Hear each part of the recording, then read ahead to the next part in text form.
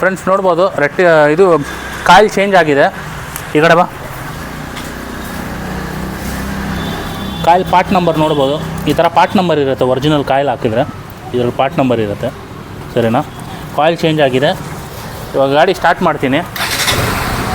ನೀವು 2 ಥರ ವೆರಿಫೈ ಮಾಡ್ಬೋದು. ಇದು ರೆಕ್ಟಿಫೈರ್ ಚೆನ್ನಾಗಿದೆ, ಎಲ್ಲ ಸಕ್ಸಸ್ ಆಗಿದೆ ಅಂತ. ಒಂದು ಬಂದುಬಿಟ್ಟು ಮಲ್ಟಿಮೀಟ್ರ್ ಹಾಕಿ ನೋಡ್ಬೋದು. ಮಲ್ಟಿಮೀಟ್ರ್ ಹಾಕಿ ನೋಡಿದ್ರೆ ನಾರ್ಮಲಿ 12.5 ಚೇಂಜ್ ಇರುತ್ತೆ.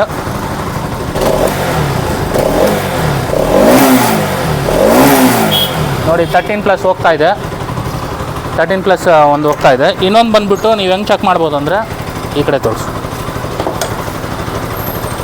ಮೇನ್ ವೈರ್ ಬಿಚ್ಚಿದ್ರೆ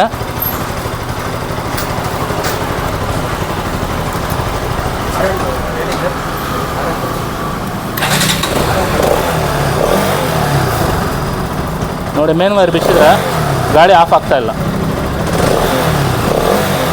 ಸೊ ಇದು ಬಂದ್ಬಿಟ್ಟು ರೆಕ್ಟಿಫೈರ್ ಚೆನ್ನಾಗಿದೆ ಅಂತ ಅರ್ಥ. ನೀವು 2 ಕಡೆಯಿಂದ ಇದು ಚೆಕ್ ಮಾಡ್ಕೊಬೋದು. ಸೊ ಇದು ನನ್ನ ಕಡೆಯಿಂದ ಒಂದು ಸಣ್ಣ ಮಾಹಿತಿ. ಓಕೆನಾ ಫ್ರೆಂಡ್ಸ್? Thank you.